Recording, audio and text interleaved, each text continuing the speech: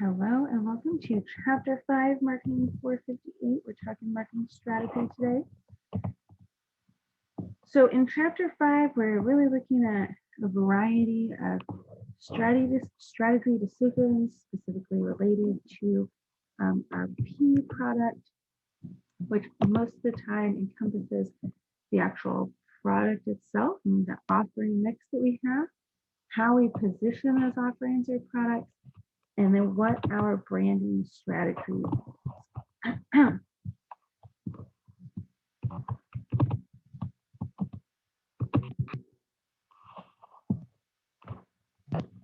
right, so let's first look at the offering portfolio, the product mix, the offering mix. It depends on the textbook that you look at, the person you're talking to, okay? But the offering concept, and this is really particular to your book, really instead of product, your book uses the term offering.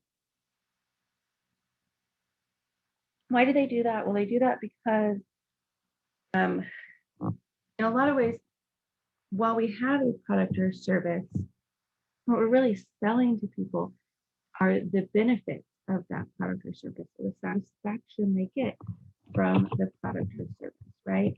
And so when we think about this concept of offering, or the P, our product P, yes, includes the actual tangible product or service that we are offering, the t-shirt or the haircut or whatever it is, right?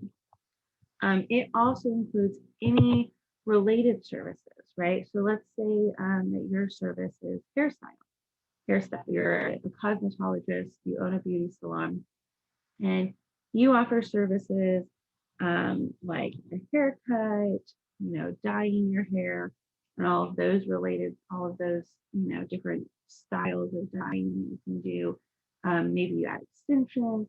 So these are the services that the tangible services the customer would choose from, right? They call and they say, hey, I need my hair cut and I need it colored and I want, a super fancy balayage, style and of dye and all these things, right? But really, on the service list, it's going to say, okay, haircut, certain amount. It's going to say, balayage, certain amount, or maybe it says dye, and then because it's a more complicated technique, it has a base price and then an additional price that's added on for that more complex service. Okay, but those related services are still going to be things like, you wash the customer's hair, you style their hair, you blow out their hair when you're done. There are, some places that are really big on like, you get a head massage whenever you get your hair cut and when you're getting your hair washed. And they're really particular about that, like part of the service.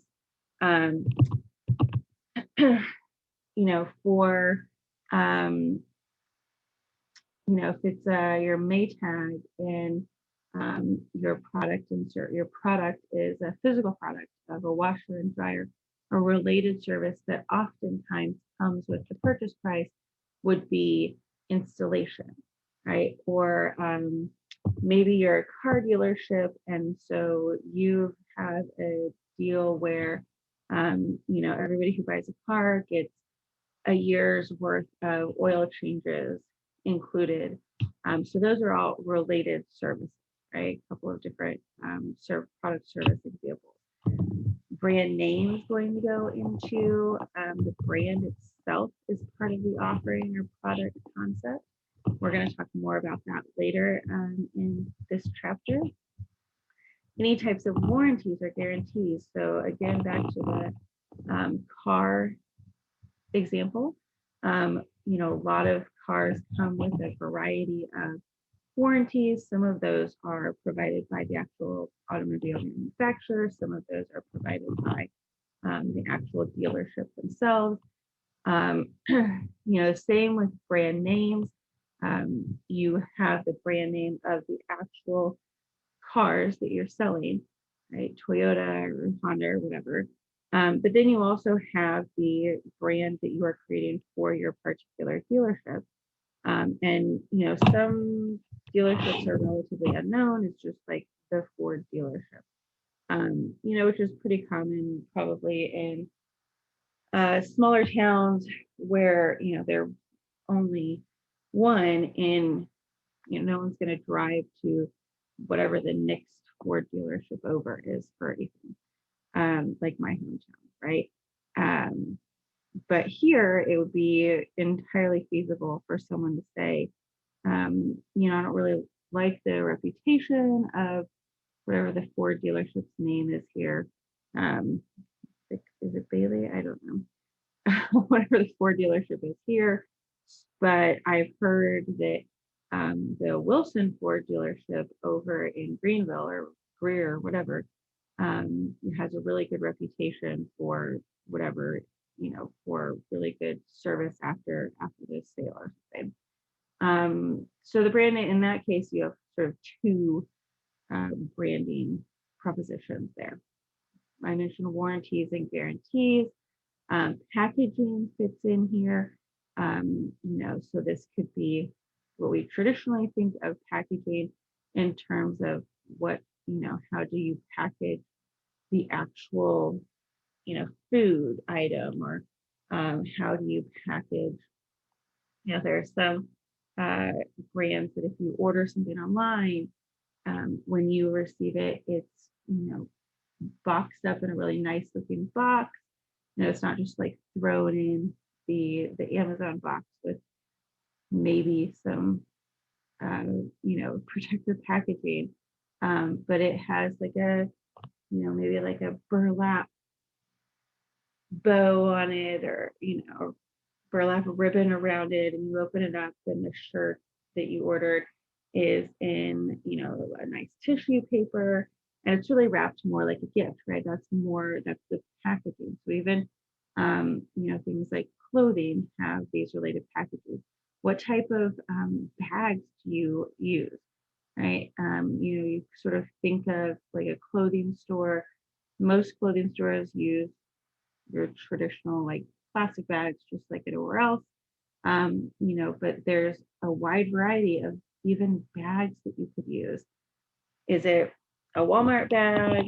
Is it like a limited bag that's a little bit like thicker?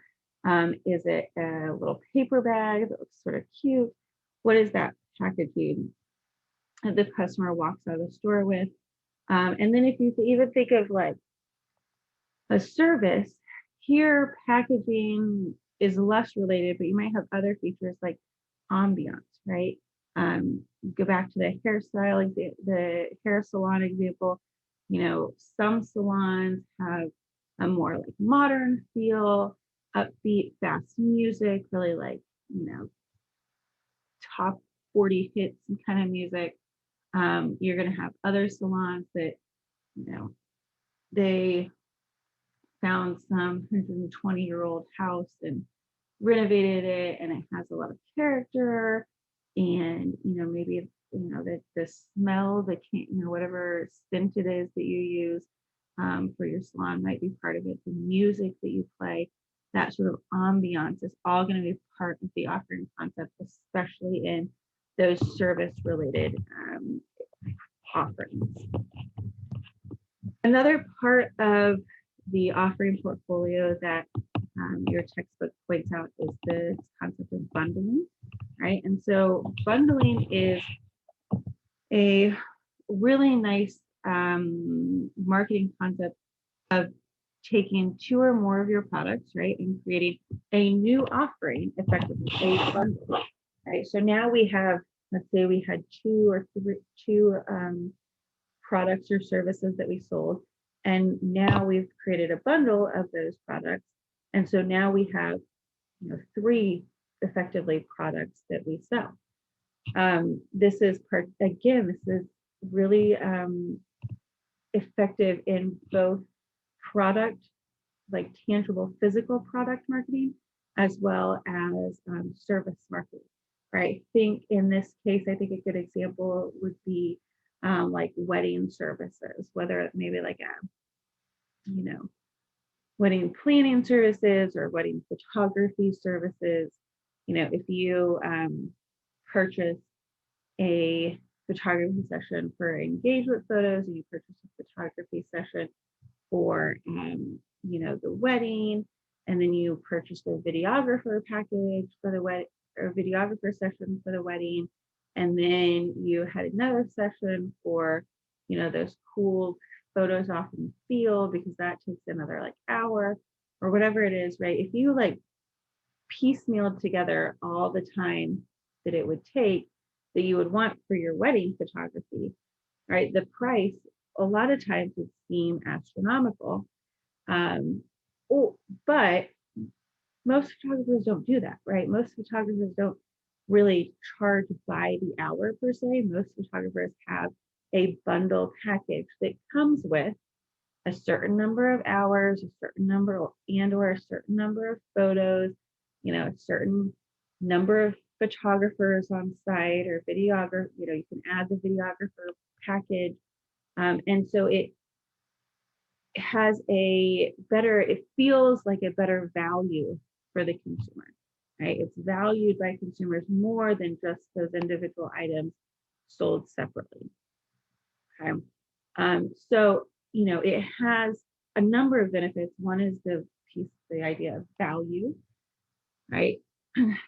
If they, you know, if someone was piecemealing this together and buying each individual piece of a wedding photography package, they might not buy as many things, right? Because they wouldn't feel like they were getting as good of a deal.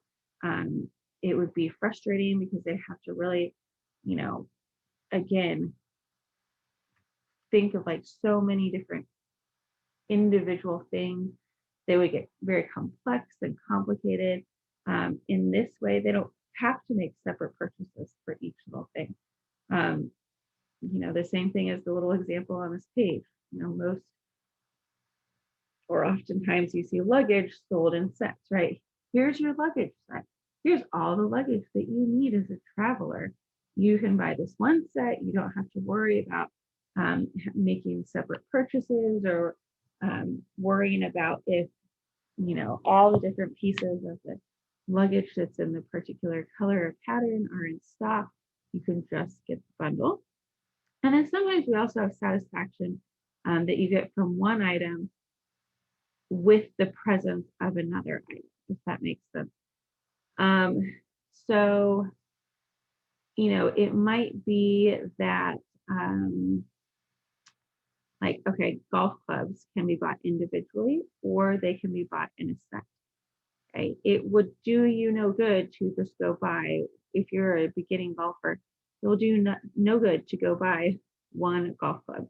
You could not, or at least not very easily, right, play a round of golf with just one golf club. So you have more satisfaction with the entire set because you have the driver and at least one iron and a putter. You kind of have to have all three of those things, but preferably a full set, and you have more satisfaction that way.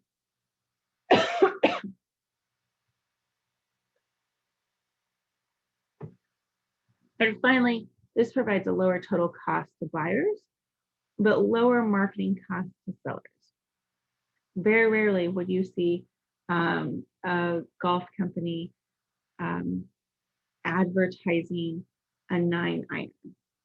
It's not worth it. If they're going to advertise their golf clubs, there might be a special driver that they would advertise individually, and then probably the rest of the advertising for clubs is going to be sets. Right, the same thing with the wedding photography.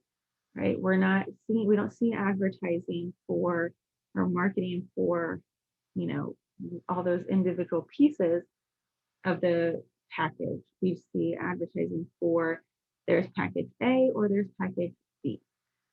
And so that's a benefit for both buyers and for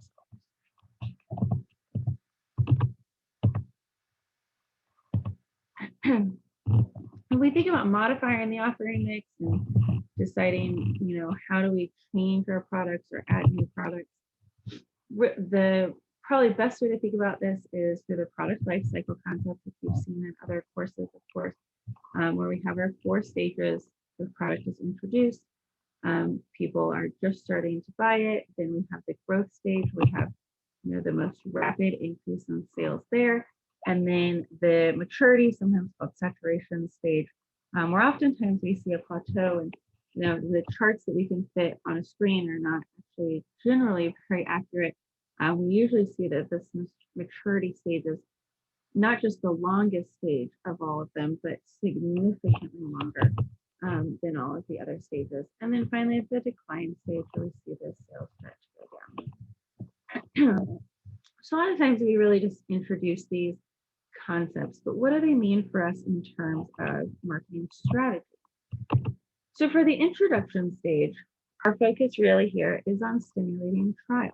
We want people to try the product for the very first time, right? It's a new product. We're just introducing it to the market. So how do we do that? 3 ideas. The main one is going to be advertising. Advertising will be the biggest, probably the biggest marketing spend in this particular stage. We're trying to get people to be aware of the product and also to try the product. So that advertising is really critical here. Okay. We know that a lot of products end up failing. And so, a lot of new businesses, new innovators that are not, they're small businesses. One of the areas that people kind of feel like, oh, well, I could just do social media advertising. I don't even need to pay for it. It'll be free because I just don't have an advertising budget. Is kind of short-sighted thinking, really. If you do not have brand awareness and getting people to actually try your product or try your service for the first time, then you're going to be in real trouble with actually having a sustainable business.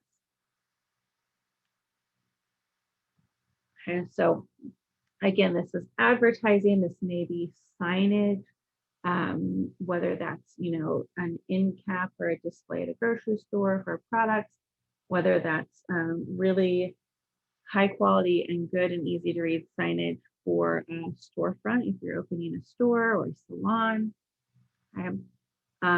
But really that advertising piece is probably the most critical here. But other strategies would include things like giving out free samples. There are some companies that actually will send free samples in the mail to different lists of customers. Other ways we might be able to give out samples would be to attach it to another product. So sometimes you'll see like a shampoo that has a new conditioner that's in just like a really tiny trial sample that's attached to it, a limited time, free sample of the new smell that's coming out or whatever. This could be, you could have, they used to have door-to-door salesmen who would go door-to-door actually selling vacuum cleaners. I don't think that's still around. But they would go and they would actually vacuum people's like one room and then show them, how well the vacuum works. So they got to try it for free before they even bought it. And then the final thing is obtaining adequate distribution. So this kind of goes back to the advertising piece, right? If people don't know about it, they're not going to try it. But if people can't find it, they're also not going to try it. And so you have to be really clear on who your target market is so that you can know where is it that customers are going to expect to find this product.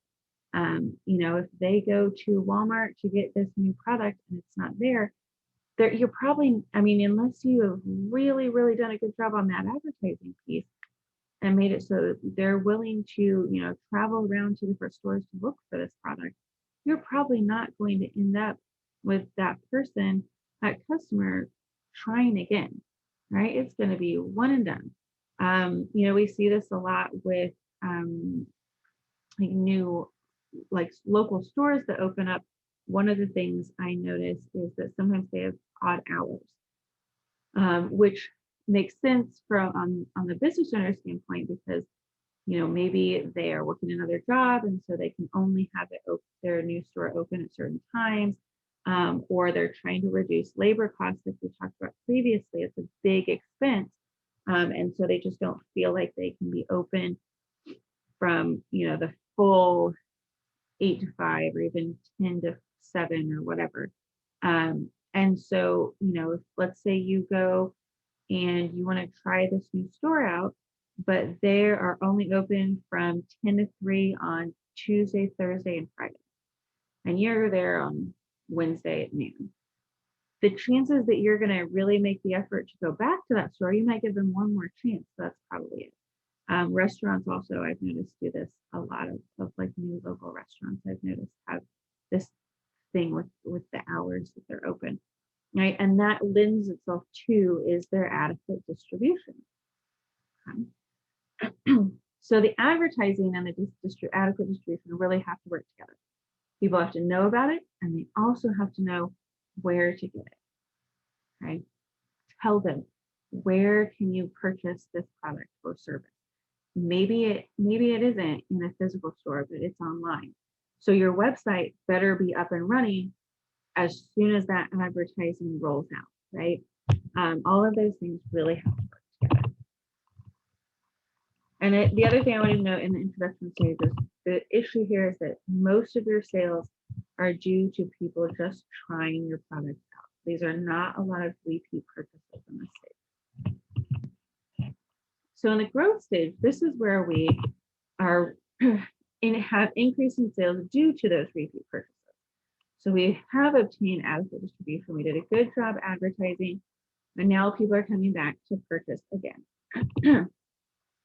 Okay, so our objective here is to retain those repeat purchasers. So here we may be at that point where generally the growth stage is where we generally see the competitors start to enter the market. So we may have to make adjustments to pricing, especially if the competitors came in with a very similar product or service at the same or lower price. Now, we might be able to combat the pricing issue if we really are focused on our brand image here.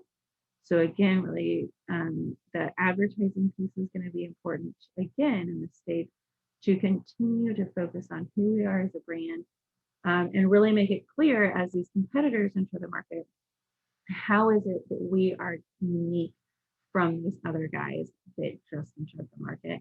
And then finally, this is a stage where we might start to consider making modifications to our product. Is it, we are a restaurant and we need to change our menu a little bit? Is it that we are a new boutique and we have noticed that,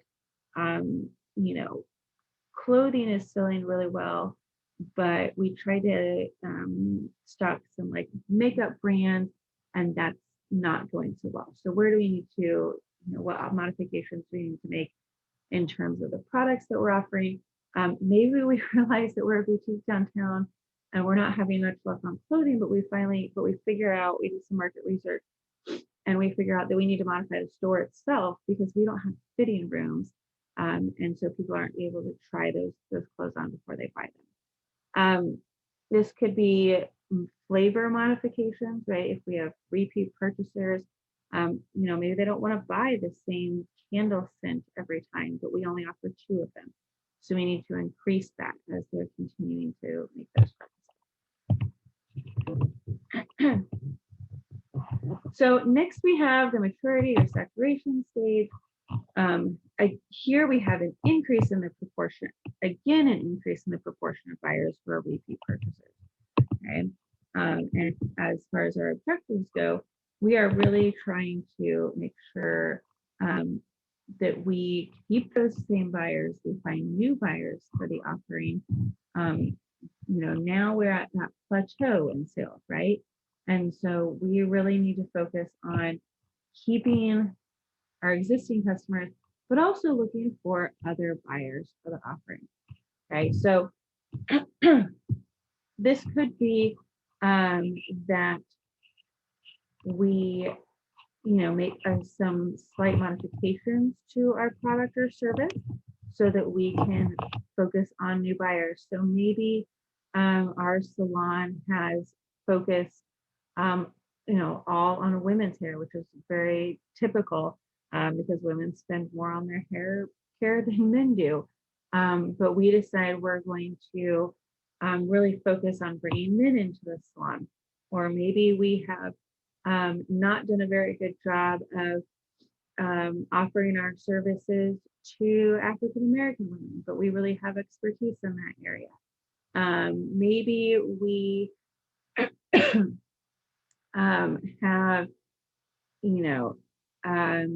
we see this a lot with like personal care products. We have created this line of, organic soy-based amazing like hand creams and lotions and that face wash and all that kind of stuff. And again, we've targeted predominantly women, and all of our scents of our lotions, for example, are fruity, right? On average, male buyers, do not prefer those scents. My husband has his lotion, and then everybody else has, fruity lotion, because that's just what I buy the most of. But, Dove and a lot of the other major brands of, skincare products have expanded their markets over the last probably 15 years to include a lot more products that are specifically targeting men. Okay. And then finally, we might try to increase usage frequency among current buyers. So this may be that we, emphasize maybe it's a safety issue or an expiration issue. And so we want to increase how often people purchase their new toothbrushes, for example. It could be that we actually, come out with this significantly improved new version of whatever the product is on a certain time schedule. So we see this a lot with mobile phones, right? Every about 2 years, all the brands come out with the next model, right? And so if we waited, all of the iPhone people are waiting for the next iPhone to come out, right? So if we waited 2 years, that seems to be a good balancing point, at least at this point, for people to be ready to purchase the new and improved model. If we made it 3 years, we could probably do the same thing, but they really got this down to a science for how long is it in between cycles, in between improved products, to really maximize sales. Okay. And, things like pre-orders and having really big events for the new and improved offering. And then finally, after, in many cases, a very long maturity saturation stage. Another example I really love in this category is Oreos. Okay, Oreos are absolutely in this maturity stage, but what they've done in probably the last under 10 years, really, they've really focused on a strategy of not just selling your traditional Oreos, but also having new and different seasonal flavors, right? So at Easter, you can get your Oreo with like the peak marshmallow filling. And at 4th of July, one time they had Oreos that had Pop Rocks in them for fireworks. And then, of course, you have your Halloween Oreos, your Christmas Oreos, and so on and so forth. But I really noticed an increase in the seasonal flavors for Oreos. And again, that's working on new buyers. That's an improvement or some modification to the offering. and potentially increases usage frequency, even among current buyers. So then we move to the decline stage. Here we have to decide, are we going to harvest the offering? So with harvesting, this is where we are going to cut resources, but not cut production yet. We're not completely done. We're not selling the product or the business off. But we're no longer going to be doing a lot of advertising and investing in improving the product. Okay? We see this a lot with products that like go along with another product. You know, we still will produce, say, you know, whatever cell phone cords they are until, even if there's a new and improved one, but most people are buying until whatever the older model is really truly gone. And or we may choose to just divest, sell the line to someone else, or shut it down altogether. All right, and then next we have positioning. And so here,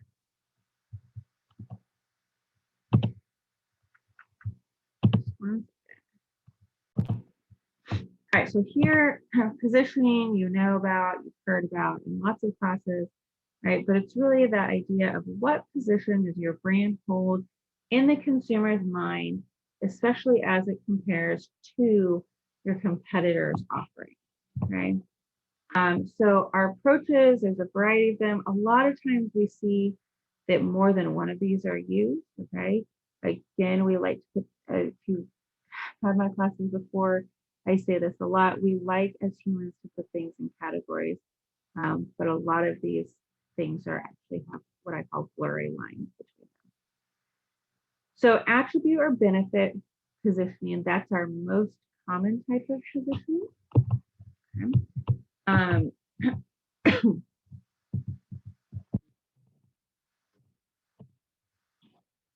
This one, you know, you see it used again most frequently, and here we have to determine what attributes are the most important to our target market, not which are the coolest or which are the best in our opinion, but which are the best for the target market, and or what attributes do competitors emphasize, right? Because we may or may not want to go head to head with a competitor on price, right? Maybe even though price is okay, maybe that's not the right attribute to or benefit to emphasize, right? And then we want to really consider how the offering can fit into the offering target market environment, okay?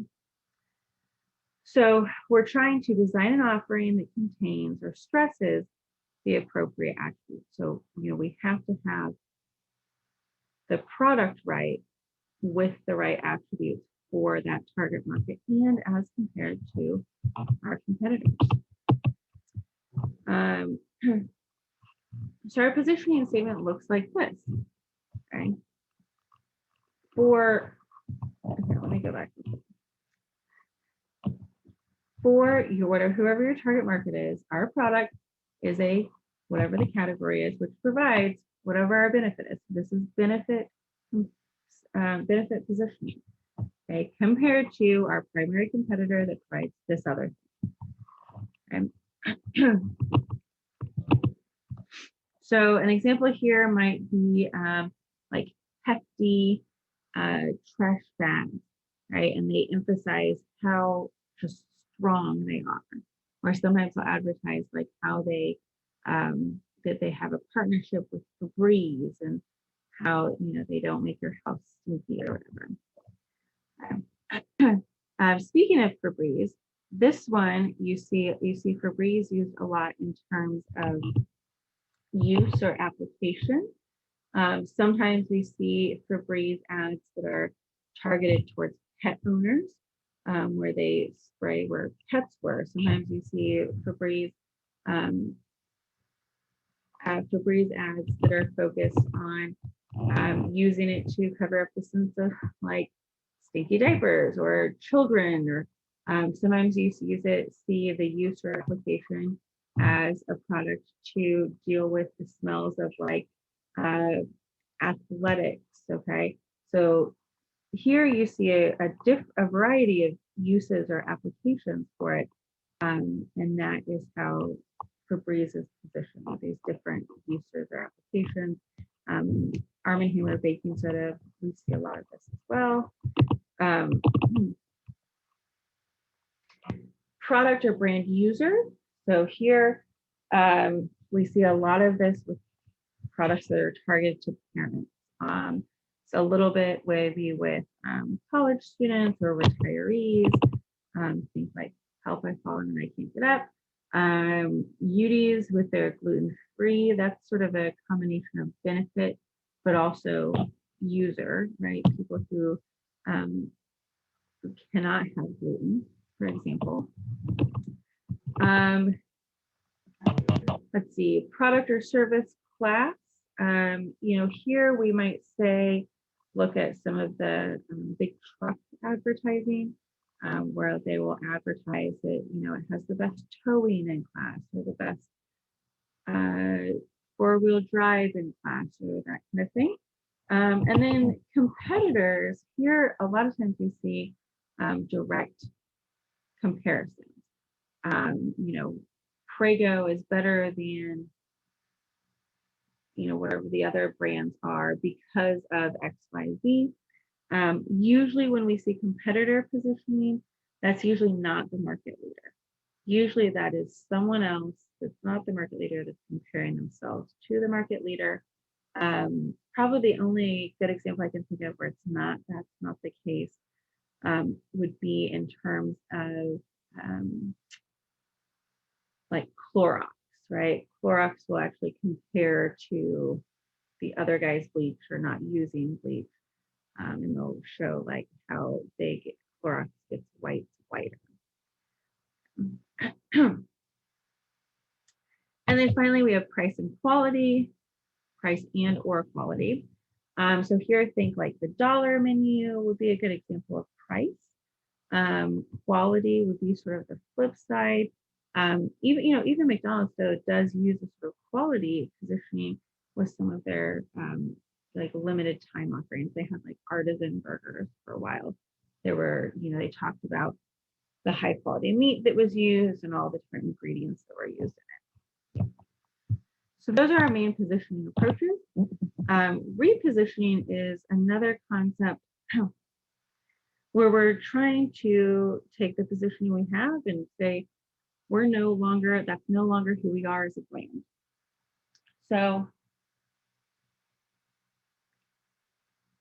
Old Spice is a good example of a successful repositioning.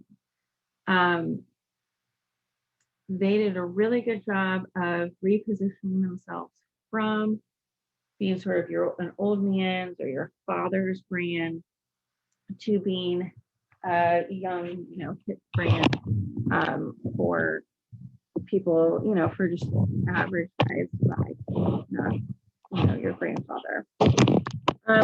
JCPenney is an example of a failed repositioning.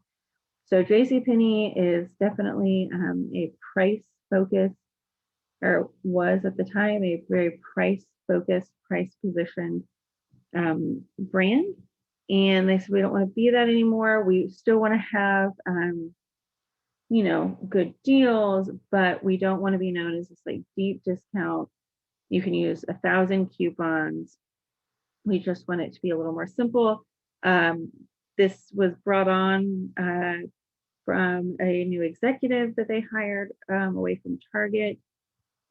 So this was the idea that I guess that executive brought to the table. And so the idea was they called it JCPenney's Fair and Square.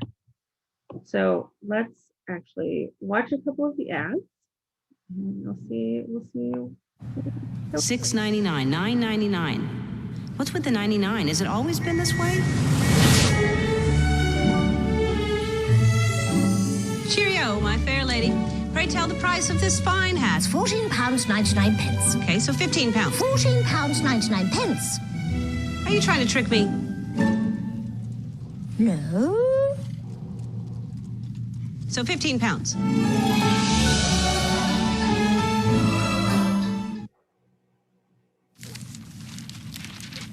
Why so many coupons? This is ridiculous. Was it always this way?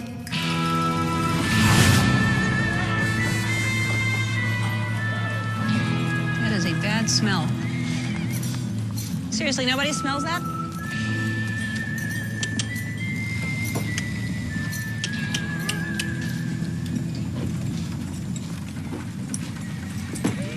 She took her 2 kids and she done run off. I'm terribly sorry. Are you in line? No, ma'am, please. Horrible about the woman. Hi. 2 pair of jeans for 5 cents. I have a coupon. If you'll just... Shoot the kid on me. Whoa, everybody. I'm just getting some coupons. Coupons. Coupons. Coupons. I don't keep my gun in this pocket. I keep it in this one. Skittish.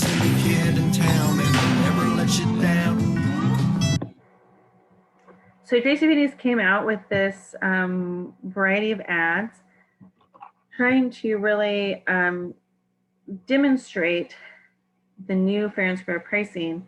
And you can see here in the ad itself that they say, okay, here are the different pricing we have. We have no coupons, none of that. And here's how the math works out. Last year, we would have said this dress is $100.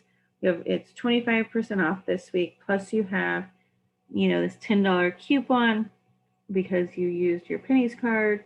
And so you would have actually purchased it for $64.99 last year. But now it's fair and square and it's simple. We're getting rid of the discounts, but it's still going to be a good deal for the customer. And so now, this year we're going to sell it for, I think it says $60. Okay, this year we're going to sell it for around the same price. It's just, we're getting rid of the coupons. We're making it fair and square and easy and clean and all of that. This didn't work, you guys. This did not work. The ads are funny, but super corny. Some students really love them. Some students think they're the worst.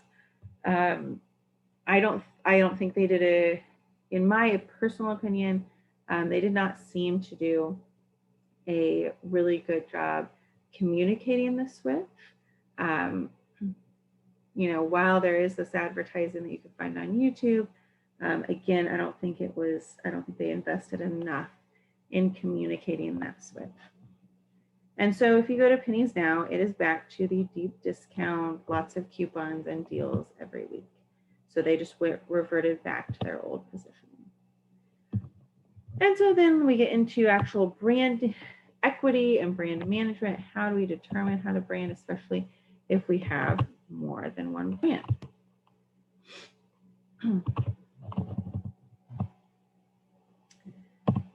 So here, I guess I wanted to note on repositioning, the reasons we would reposition would be that our original positioning is no longer competitively sustainable or profitable, especially as we look around at all, again, competitively.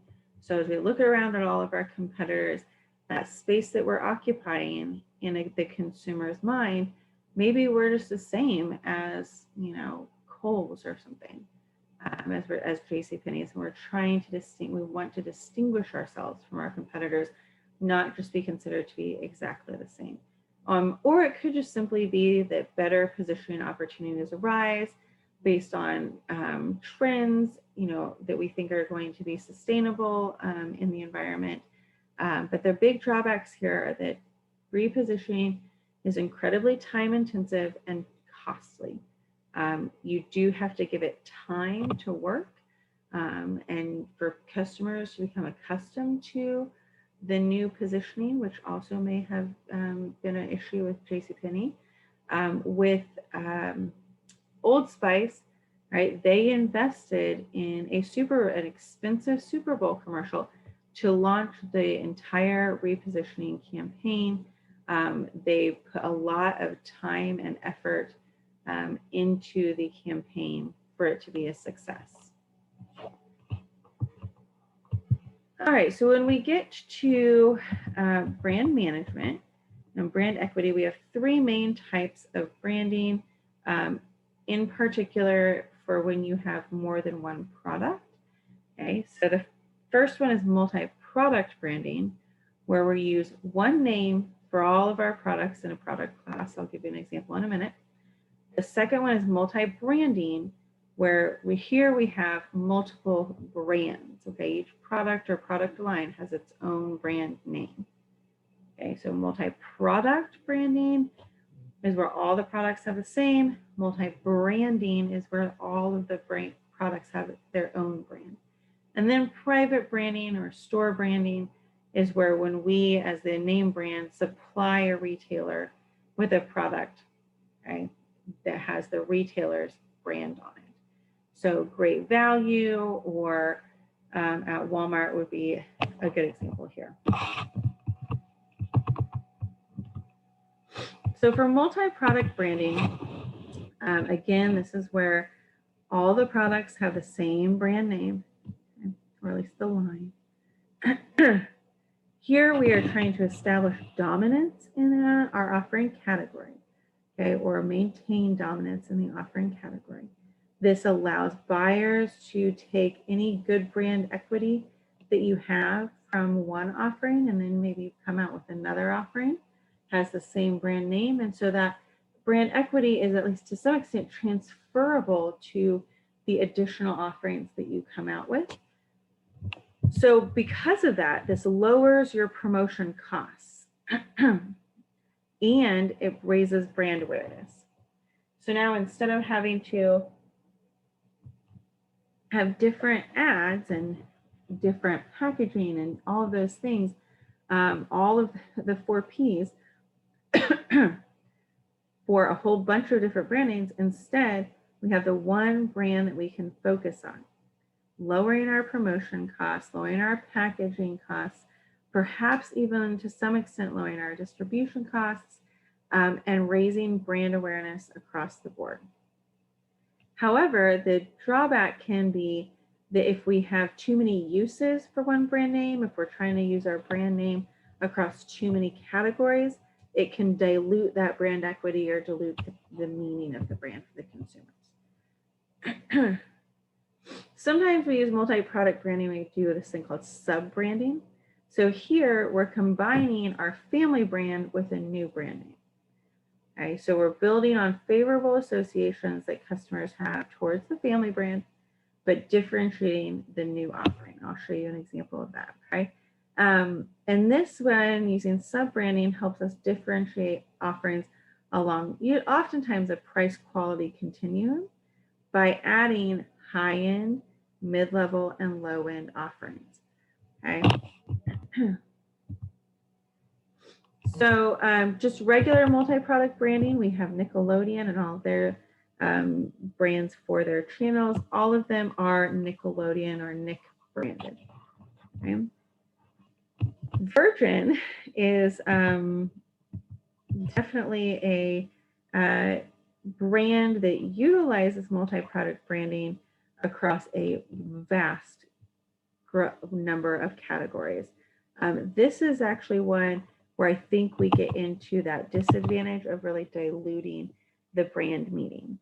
The brand name Virgin doesn't tell you anything about the actual brand because they are in so many different product categories. And then Marriott, here we see a little bit of that sub-branding where all of the different brands for Marriott are branded with Marriott, but then you have Marriott Residence Inn and all of the Residence Inns, all of the Courtyard Marriotts, all of the Fairfield Marriotts. So you get still the brand equity, okay, but each of these sub-brands has a little bit of their own brand personality in it, and they can distinguish themselves from each other. Multi-branding, again, here, each brand is uniquely positioned and branded within the market. Okay. So here we're focusing, a lot of times we use this if we're focusing on different market segments, or we're trying to position 2 different products uniquely from each other in the marketplace. Okay. A lot of times we see multi-branding occur when we acquire another company. So if we go out and we acquire a new company, it doesn't really make sense, most of the time at least, to rebrand all of their products that we just pulled under our umbrella, because they already have brand equity out there in the market. They already have a positioning, they already have goodwill, they already have brand awareness. And so, starting from scratch can really cause a lot of problems and just be, expensive and costly and time intensive again, kind of like repositioning, to change all of that with an acquisition. Okay, you see this right now with BB&T Bank and SunTrust merged, and instead of keeping one of their names, they decided to come up with an entirely new name for the bank that is, I believe, Truist. And so I think it's going to be interesting to see how that all plays out. Whether they're able to keep current customers. Certainly there's not any transference of brand equity from the existing or the old brands to the new one, because Truist has nothing to do with BB&T or SunTrust. So I think that will be interesting to see. And then finally, another kind of downside that I alluded to already is that multi-branding definitely increases our promotional costs, because we have to advertise every single brand, as opposed to, we could advertise the family of Marriott hotels. Your big companies like Procter & Gamble and Unilever all use this particular branding strategy, where each product line has its own brand name. It's not Unilever Dove, it's just Dove, it's just X, okay? And then finally, sorry, let me go back one more time. I wanted to also note that one of the advantages, I talked about disadvantages, that it's costly, it is complex, so that's also an issue. But an advantage is that we reduce any risk that if there's a failure in one brand, that it will transfer to the firm itself or to other brands. And so, that sometimes the transferring of brand equity can be a positive, but it could also potentially be a negative if there's some sort of failure or catastrophe that happens, right? All right, so then private branding or private labeling, this is where a manufacturer supplies a reseller with an offering that has the reseller's brand name. If a reseller carries its own private brands, this helps avoid price competition with other resellers, because they don't carry, there's no other seller carries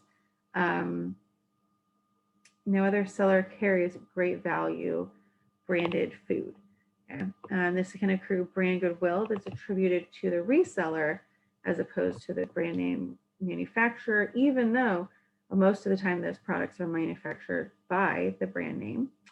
But one of the challenges is that you have to locate that manufacturer who is willing to produce the product but put the private label on it.